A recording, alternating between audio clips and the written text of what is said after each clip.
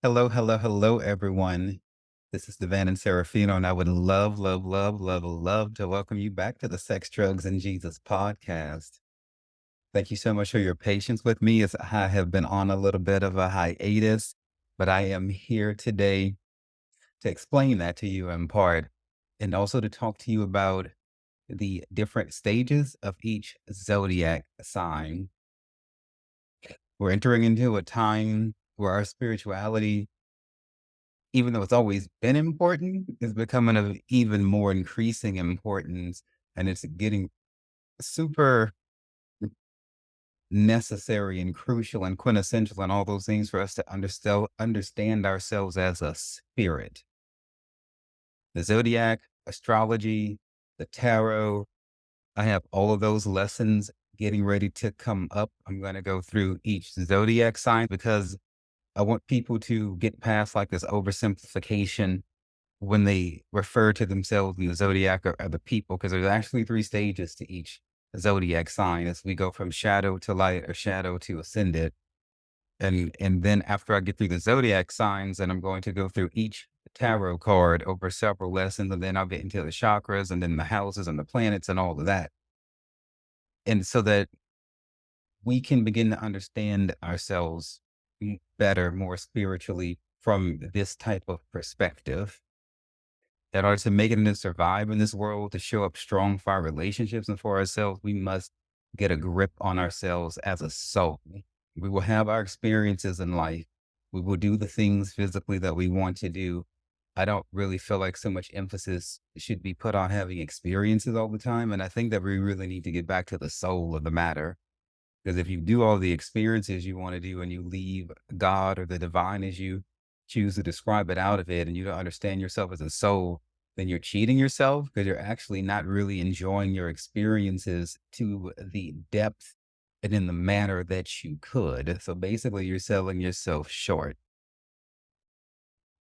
Having like a Big Mac experience when it should have been a salmon or a sirloin steak or a lobster, but you're settling for less than what you're supposed to be having if you don't sort out your soul and understand yourself as a soul and bring the divine into absolutely everything that you do. Now, I'm going to share a lot in this particular episode. There's going to be quite a bit of reading because I need to lay the foundation.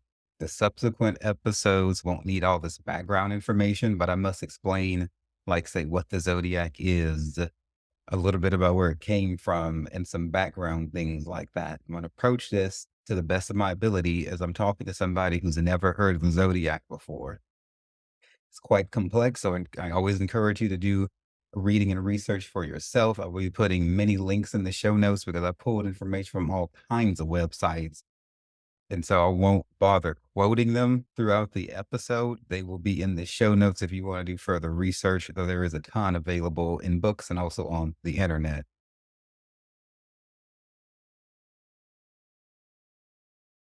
So I think before I get into the zodiac and start talking about all of that, I do want to explain where I've been.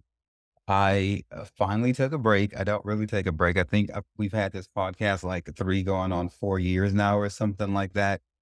Even though I moved up here to New York and I was going through all that trouble and I was sick physically and mentally in and out of the hospital and everything like that, I did not want to let the trouble that I was going through hinder this ministry. As you know, as they say in John Wick, what good is anything when it's convenient? I didn't want to be like, okay, well, I'm not in my house, so I can't get up and walk across the room and go get on my microphone. So I'm just not going to do it. So I was in the homeless shelter. And what I was doing, and I've never really divulged this before, but what I would do, I was at a homeless shelter in the Bronx and I was renting the free conference room space in the Brooklyn Public Library system, which is like an hour, hour and a half away from the Bronx. It takes forever to get anywhere when you live in the Bronx.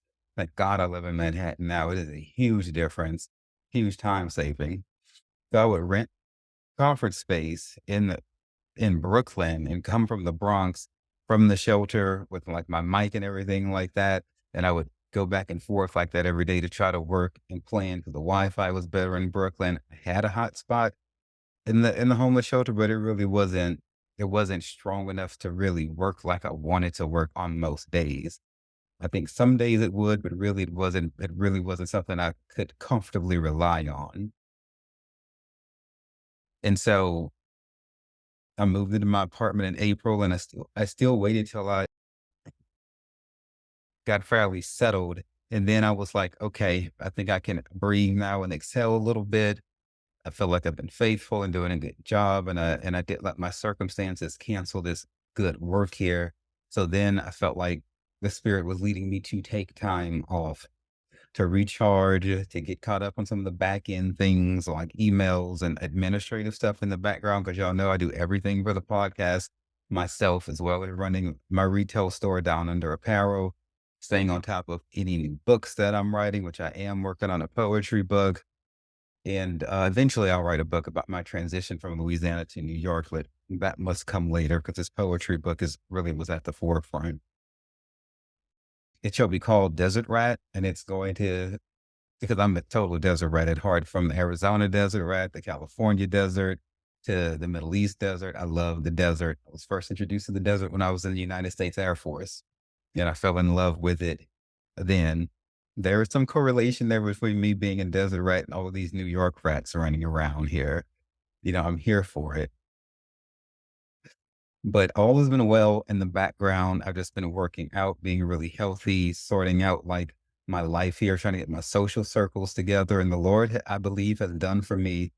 If you go back several episodes when I was in the mental hospital in New Orleans last year, I think around April, I know I've had several trips to the mental hospital. It could be a little hard to keep up with. But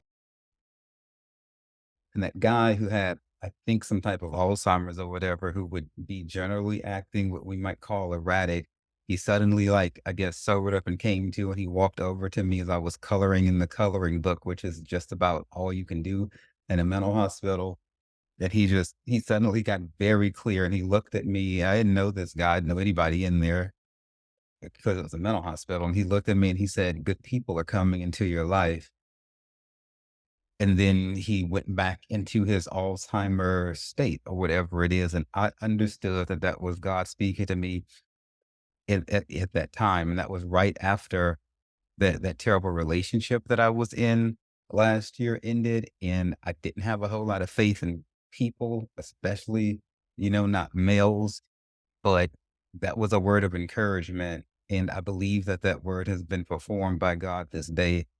I don't have a incredible amount of, say, friends up here in New York, but I have a few, like 2 or 3 damn good ones. I'm not looking for quantities, massive quantities. I am open for whoever the spirit wants to bring into my life, because this is all about, and I recommend this for you too, high quality people, not a lot of people. So there's much more screening out and filtering and turning away that God and I do, because it's very, very crucial who we let into our lives. It represents who we are. It's our reputation before the divine. Whoever we let into our lives will redirect our course to some degree. Our relationships reflect who we are. And so it is very important that we be very selective about who we let in our lives, be it friends, lovers, business relationships, whatever the case might be. Even if you go get a cat or whatever the case may be, take time to feel that energy out and be sure that you're going to have balance with whoever you bring into your home, into your life, because the consequences for falling out of balance are severe. And one way that Lucifer will throw you out of balance is through another person whose energy you have it fact checked and letting them get close to you. So be very mindful and prayerful of that. Nevertheless, here we are. Oh, speaking of cats, I did pop down to Louisiana for a hot second to check on the lovely Miss Felicity Cleopatra, my daughter, my 5-year-old Maine Coon mixed cat, my son, Mr. Felix D. Cat, my 7-year-old Maine Coon mix. They are alive and healthy and well, about 17 to 18 pounds each. They're really long fucking cats, and I do like bicep curls with them. It's just absolutely funny. And so all is well. All is well. I will be in San Francisco at the end of this month for the Folsom Street Fair, and then I will be traveling to Guadalajara next month and staying there for like pretty much a month. I think 28 days to undergo the best way I can describe it, we can say like shamanic rites of passage, so to speak. I will be going to study with people who administer plant medicines and things like that.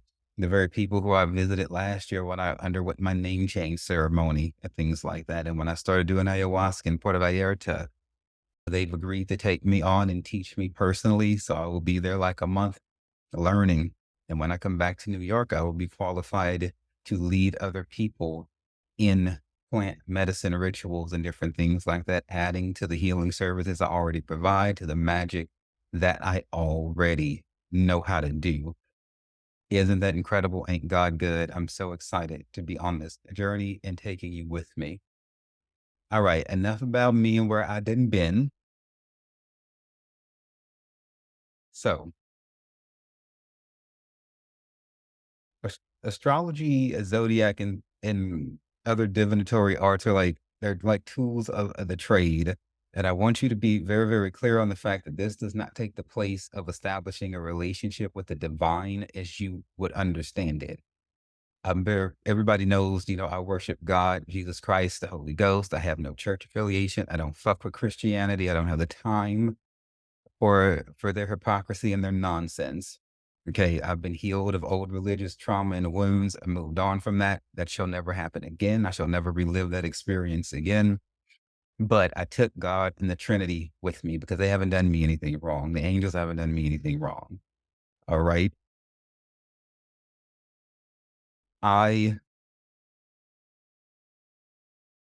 understand that the zodiac is where a lot of people begin their spirituality, and that's all well and great. I look at it though as that like the Trinity commands the planets because they created the stars, is what I believe. Everybody should believe what they believe. But I believe that the Trinity created the stars, the planets, all the galaxies, and that God, a single Trinity God commands all of these things and put all those constellations in place and gave us these things to find. In the Hebrew scriptures, there's a scripture that talks about how it is the glory of God to conceal a matter, but the honor of kings is to search it out. And so I believe that the Lord has planted these things here. Most tarot readers, which I have become, zodiac people and all of that, either quote the universe or different deities. They might quote Shiva or Kali or Hecate or Anubis or whoever the fuck the case might be. But we gotta always be clear on who we believe in and why. So I want you to know where I'm coming from. I don't judge my fellow readers and people like that. Me and my good friends do not believe in God.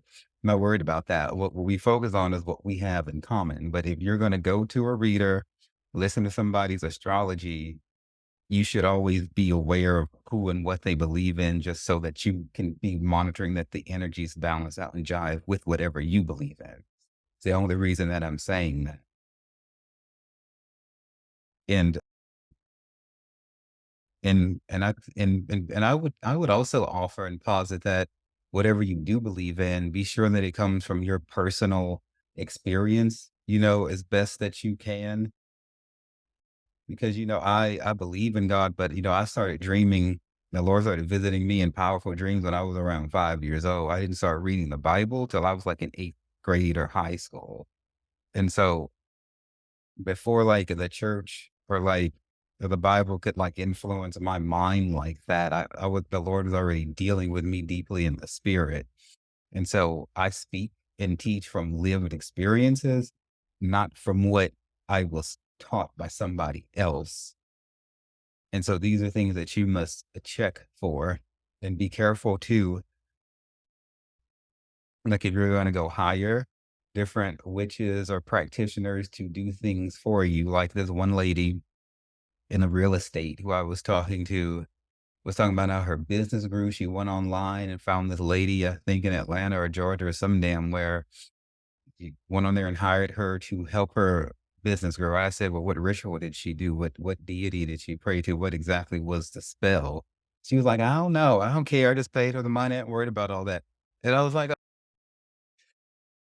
and I told her, I believe I told her the same thing I'm telling you. If you hire somebody like that and they do some crazy evil shit to get you whatever the fuck it is you think you want and can't live without, you are going to be responsible for that karmically because you enlisted that person's services. So if they go and sacrifice a person, which you can sacrifice a person's life physically, their joy, their happiness, you can ruin their romantic relationships, you can close their businesses through dark magic, evil intended magic.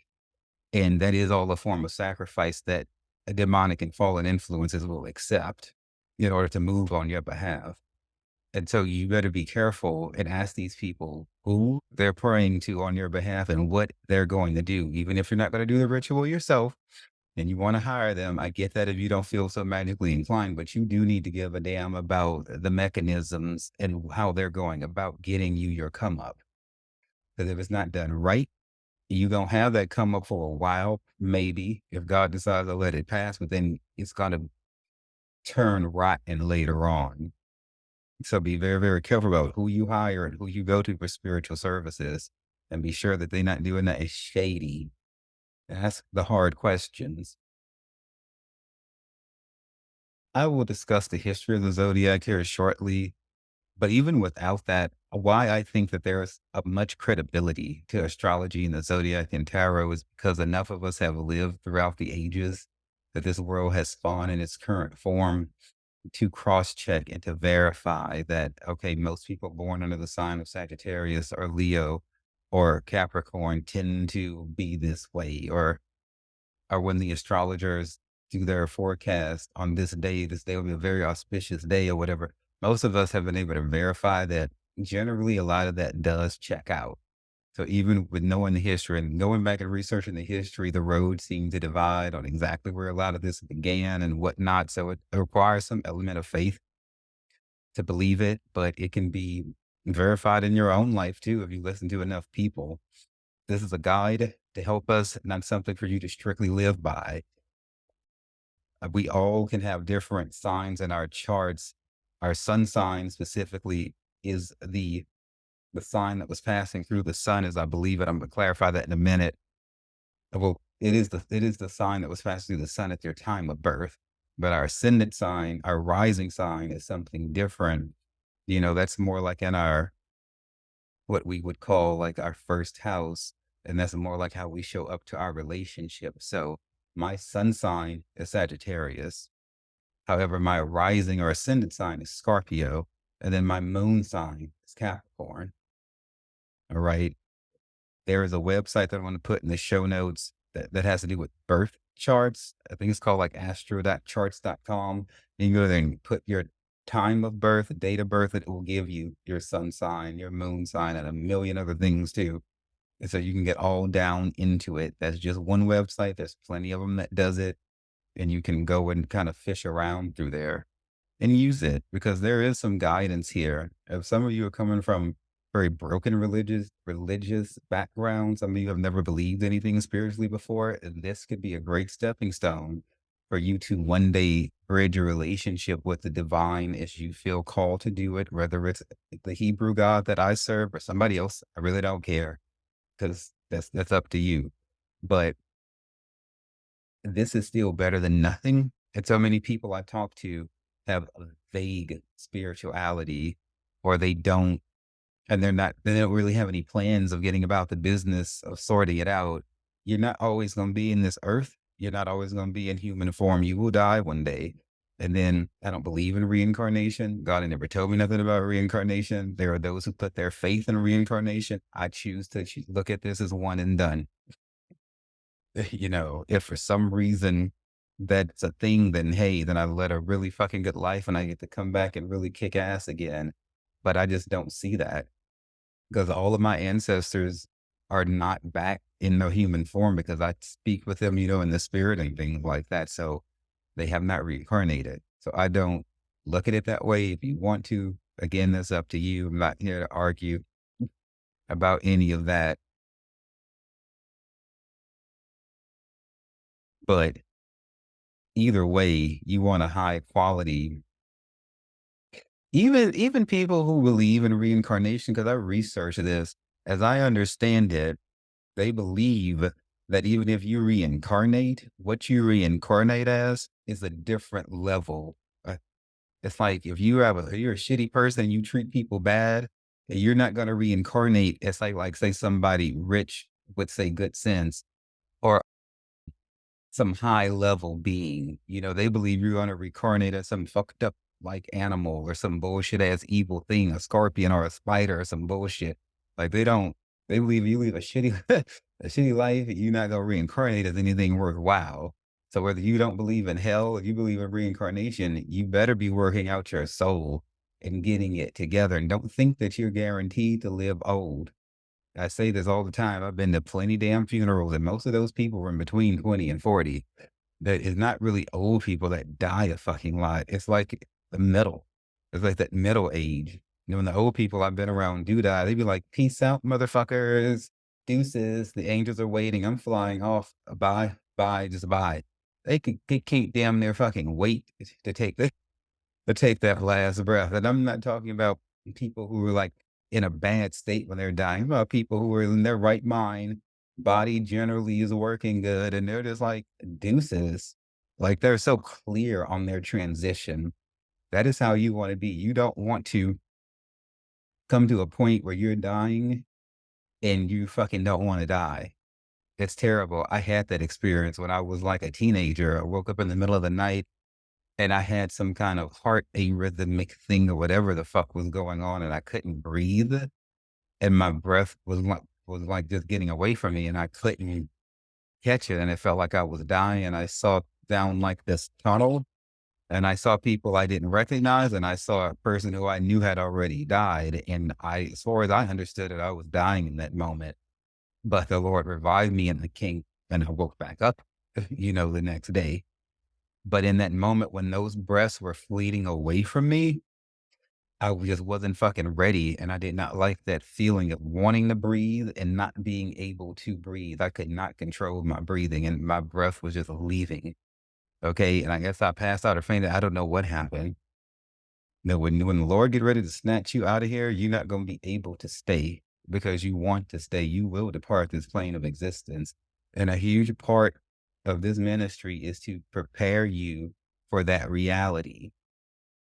Have your experiences, enjoy this physical plane, but baby, you have got to be just as intentional about getting about your spiritual welfare and doing your spiritual duties and not waiting for some magical day for them to just fall in your lap.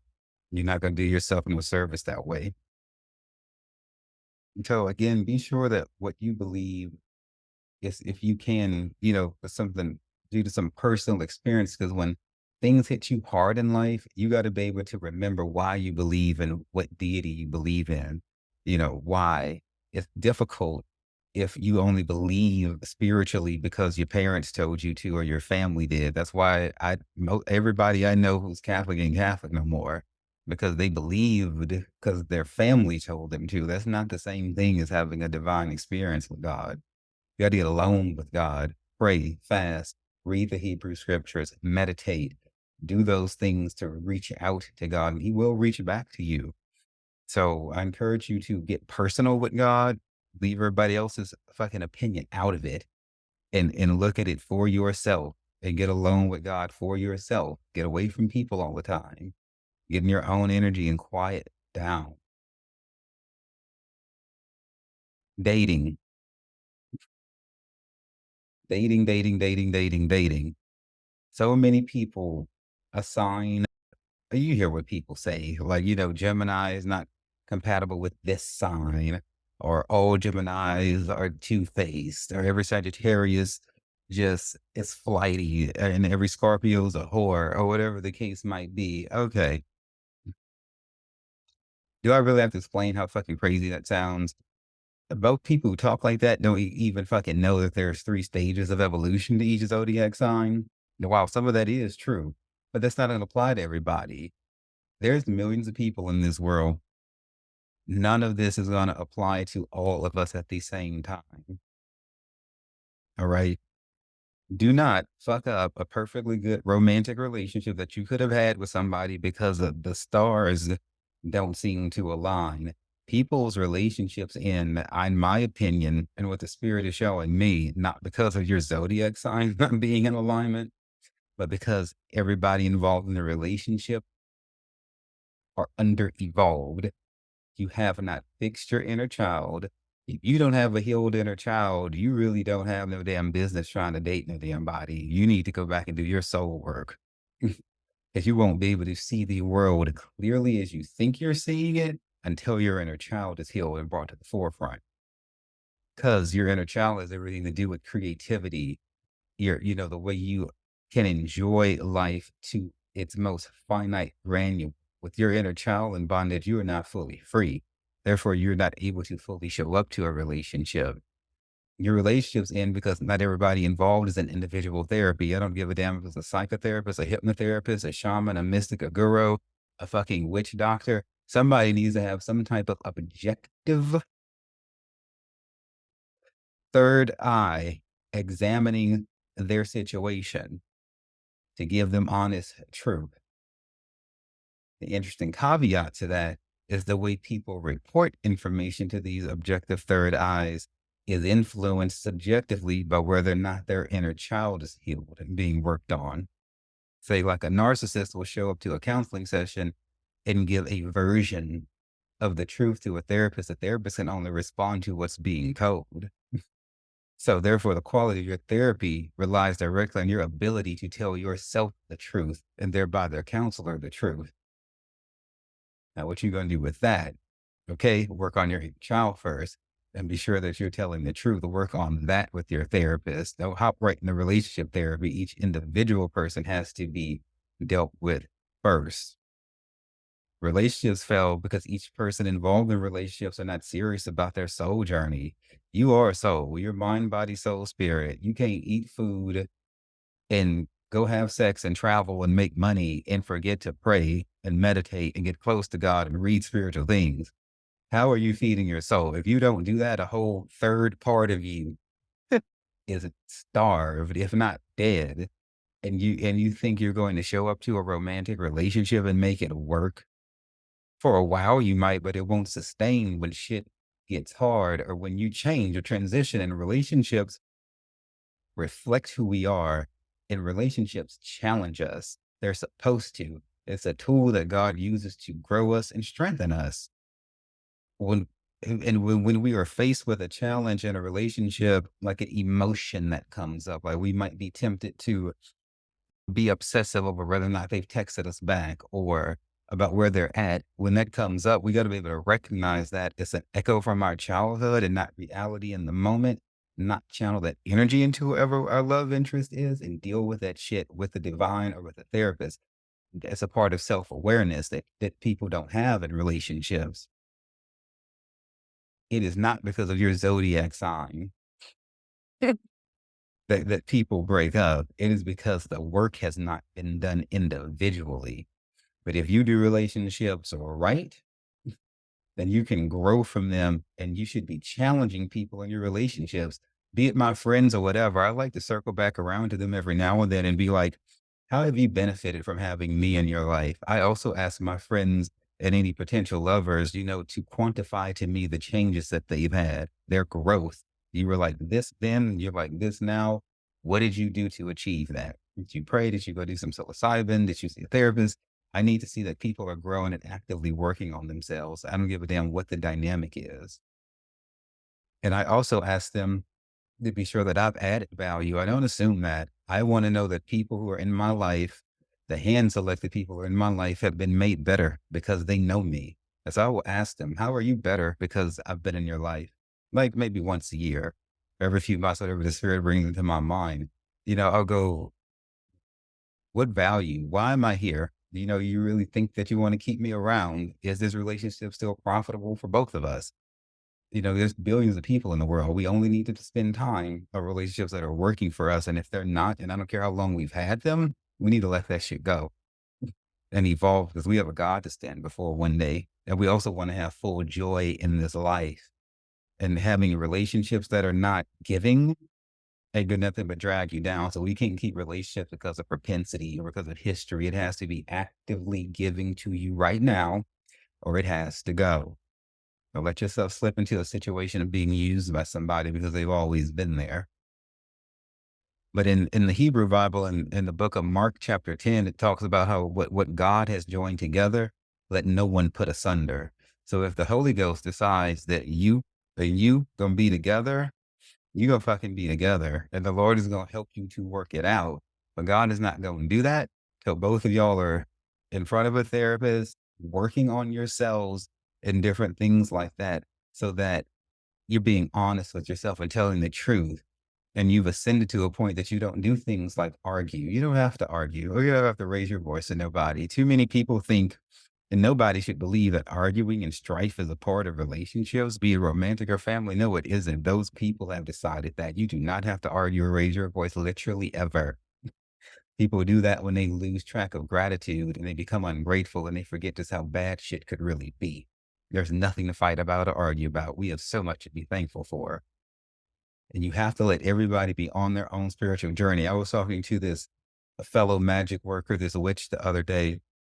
I was trying to explain to her how there's just certain things that are just, you just have to have them in place. Like everybody has to be working on their spirituality. Everybody has to be clear on that. If you're going to be dating somebody, that's non-negotiable. Everybody's inner child has to be, if not healed, you need to be damn sure working on it and be willing to admit that the inner child is fucked up and that it needs to be made right. And you need to have a plan in place and be in front of some type of therapist.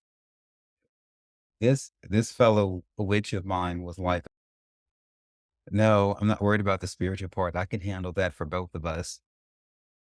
Okay, no, it don't work that way. I used to think something similar along those lines, like I could just pray and keep my partner covered, in the past, but no, they got to do their own fucking praying. And like, there's certain things you as their partner can pray them through, but you cannot pray them through everything, and you cannot sustain the entire relationship.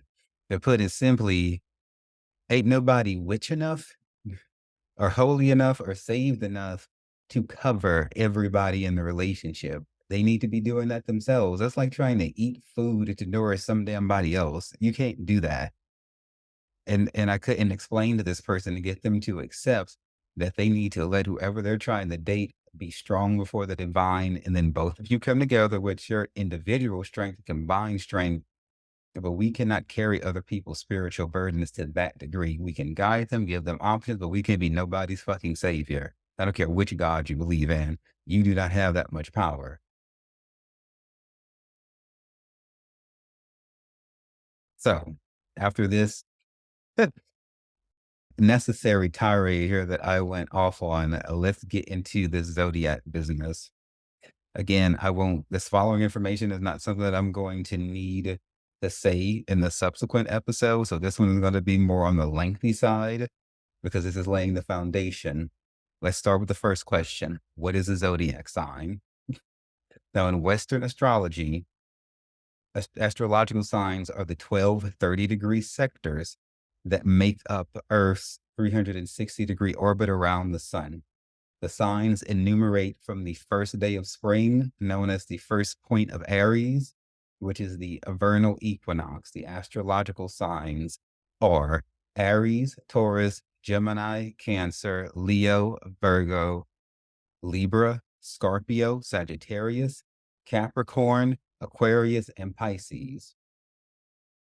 The Western zodiac originated in Babylonian astrology and was later influenced by the Hellenistic culture. Each sign was named after a constellation the sun annually moved through while crossing the sky. These constellations, like how you see the stars that look like the Archer or a Crab or a Scorpion, how you see like on the internet, on television, or whatever, they kind of look like these things. So those are the constellations in the sky. You got to go out to the fucking country or be in an observatory to see them now because the city lights, take all the stars out of the sky.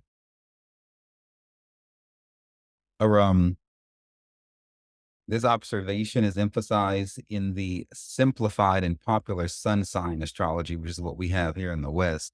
The word zodiac is used in astronomy and astrology to refer to the band of sky over which the sun, moon, and planets move as seen from Earth.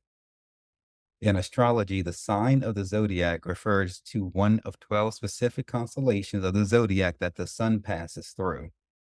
A person's particular sign of the zodiac is the one that the sun was in when they were born.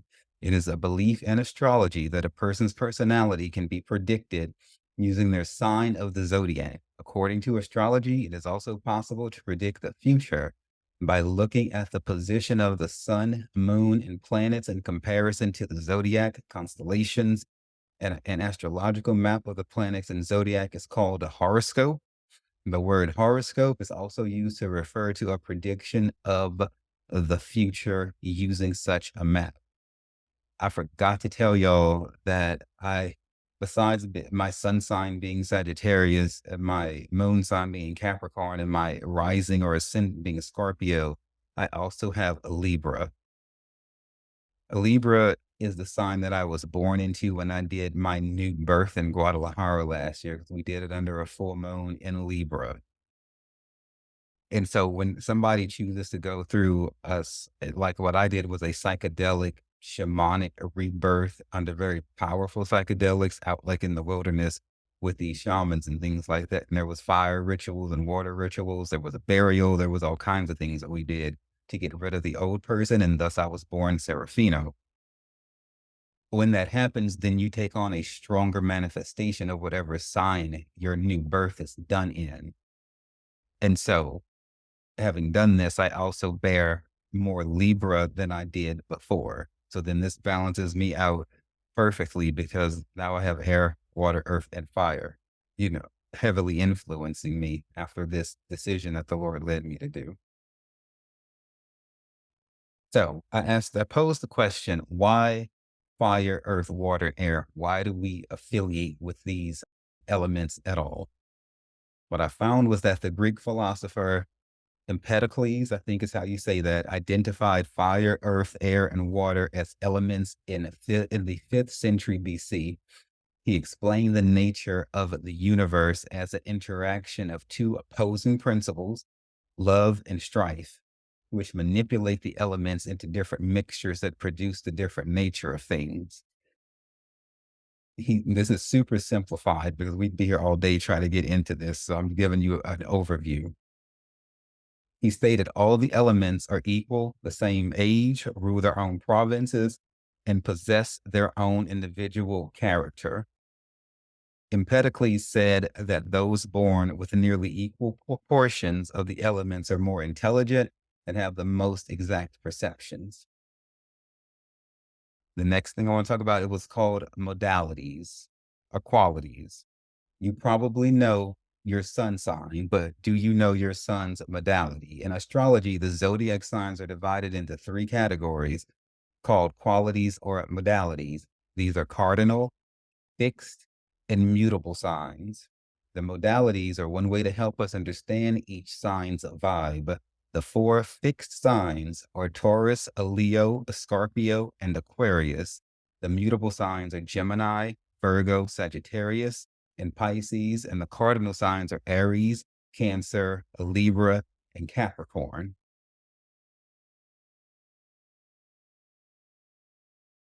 So the cardinal signs, Aries, Cancer, Libra, and Capricorn. We're going to talk about what cardinal means. As the scout signs, which generate the seasons, cardinal signs govern creativity. These signs are restless, active, self-motivated, ambitious, and they often are the leaders in their communities. The cardinal signs are the movers and the shakers of the zodiac. They don't just dream big, they also make things happen. They like to take action. Their signs corresponds with the changing seasons, and appropriately, they're all about innovation and trying new things. When the sun enters Aries, spring begins in the northern hemisphere. Cancer season coincides with the beginning of summer. Libra season marks the start of autumn, and Capricorn season brings winter. Fixed signs, Taurus, Leo, Scorpio, and Aquarius. The role of the fixed signs is to maintain, uphold, and defend positions, responsibilities, goals, or desires in everyday situations. These signs are the least welcoming of change. Their role in the zodiac is to preserve tradition. Fixed signs are the BFFs you can always rely on, the ones who will help you move and bring you ice cream after a breakup. They're also soups creative, and once they have an idea, they'll see it through to the end. Dedicated and artistic. However, these loyal signs also share a few not so positive traits, namely, they're stubborn as fuck. If they've made up their minds, good luck getting them to change their opinion. They'll fight for their beliefs, and good luck getting them to admit when they're wrong. Fixed signs fall in the middle of a season. Taurus in the middle of spring, Leo in summer, Scorpio in fall, and Aquarius in winter. So it makes sense that they're the stabilizers of the zodiac.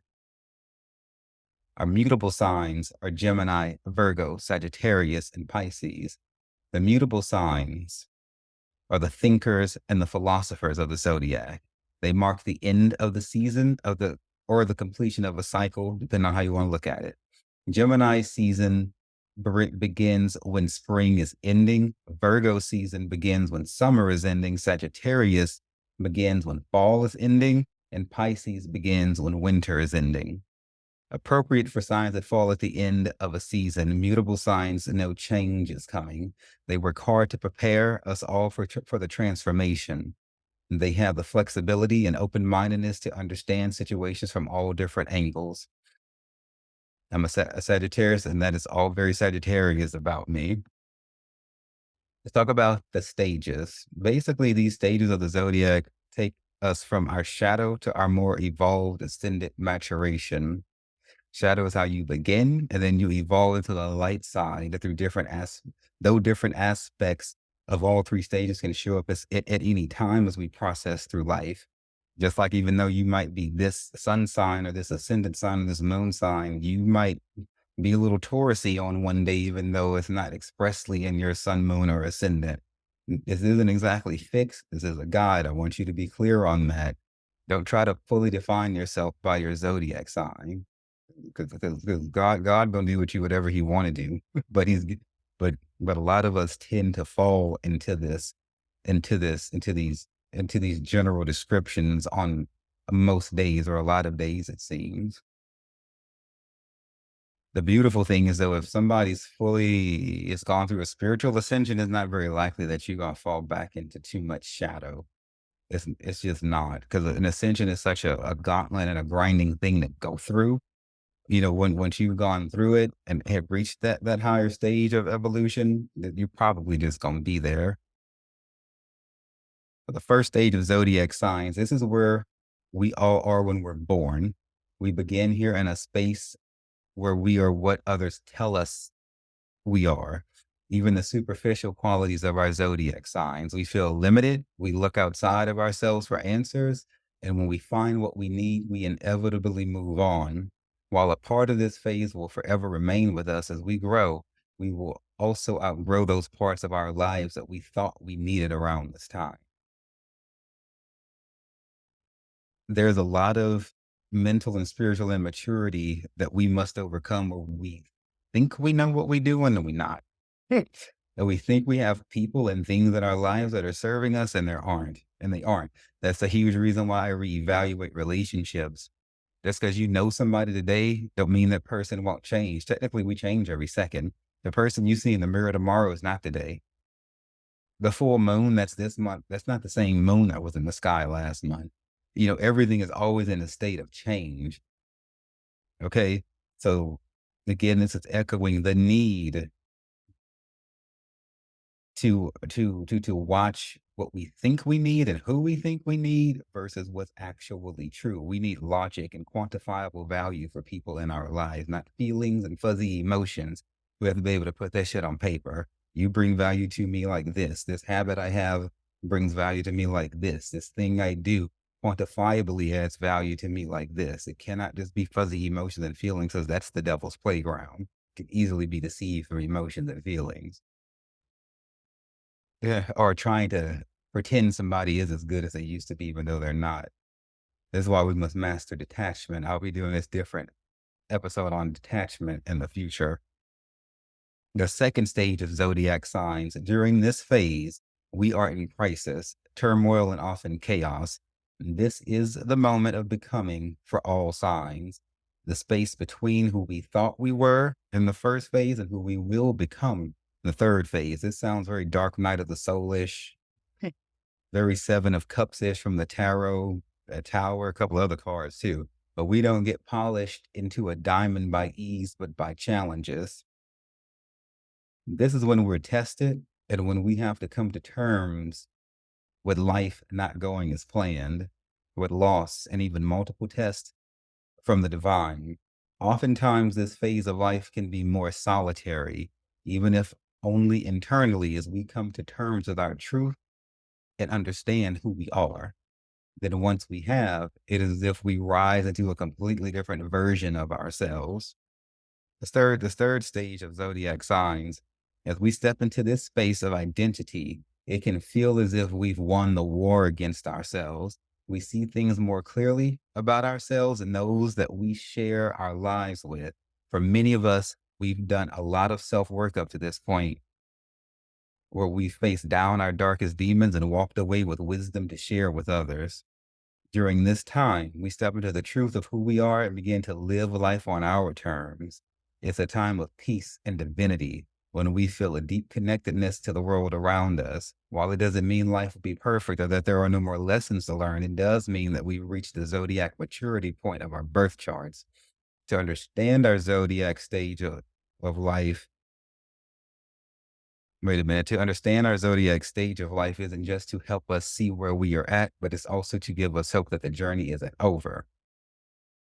What I love about this part here is that how I was saying, like, we see things more clear about ourselves and those that we share our lives with.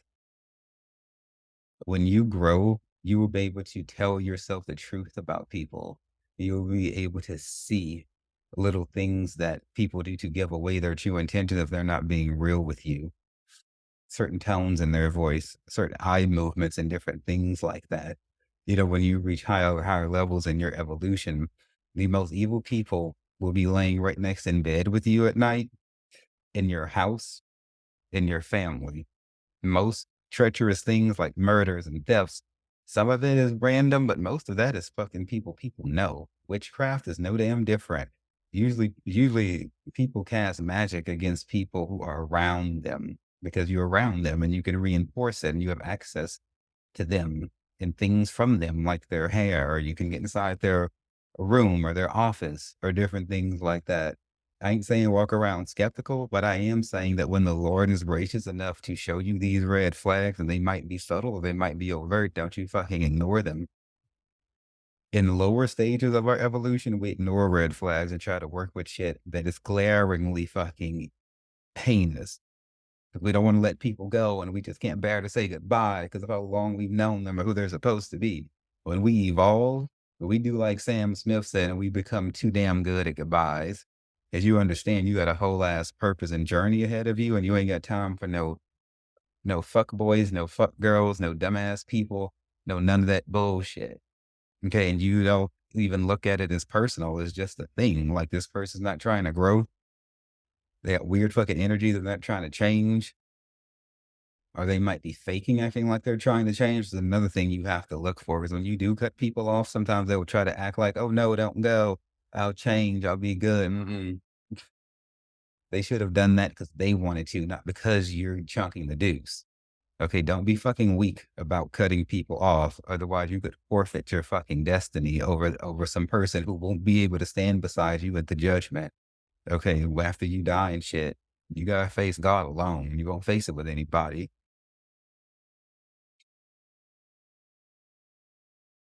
So there's this thing called decans, Decans, or decons, however the fuck you say it.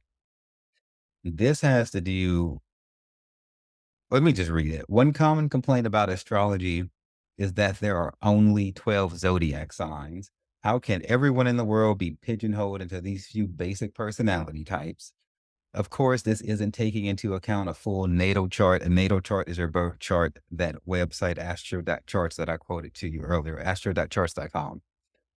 Of course, it doesn't take into account a full natal chart, which shows us how all the 12 signs and planets combine to make a unique person. But even if you don't have access to all the details of your complete birth chart, There are techniques to look deeper within your own sun sign to see what sets you apart.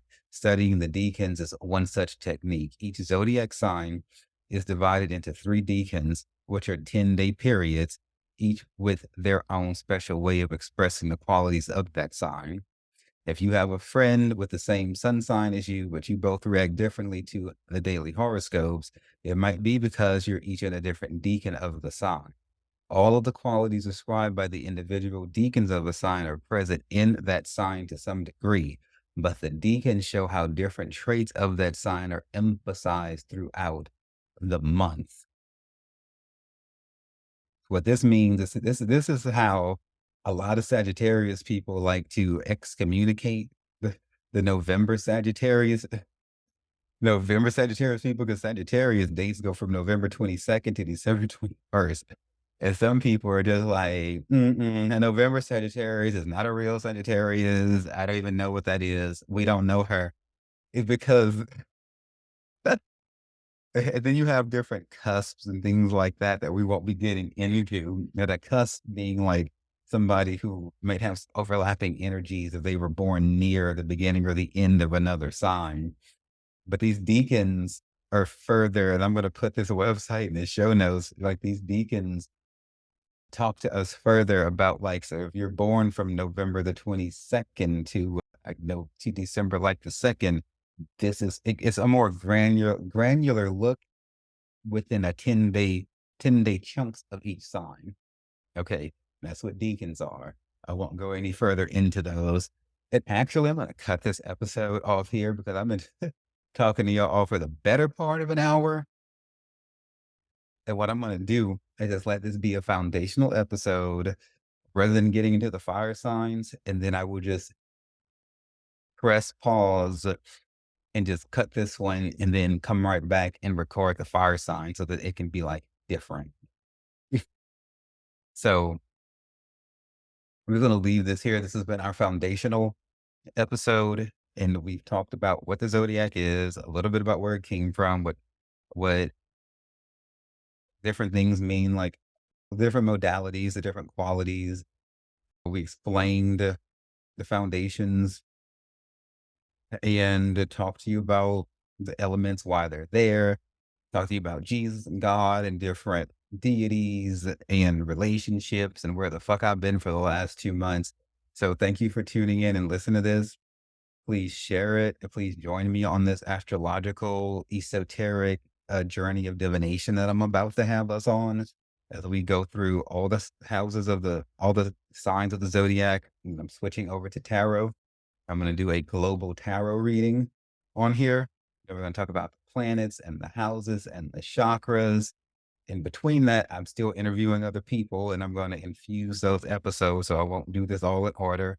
I will be reaching out to my hypnotherapist, Elaine Perilous, in the future to finish going through that book on narcissism that we were doing. The object of my affection is in my reflection. We will still finish those chapters for you. We only made it back to chapter 1. And those have been some of our very popular episodes because so many people are impacted by narcissism. I'm still getting to that.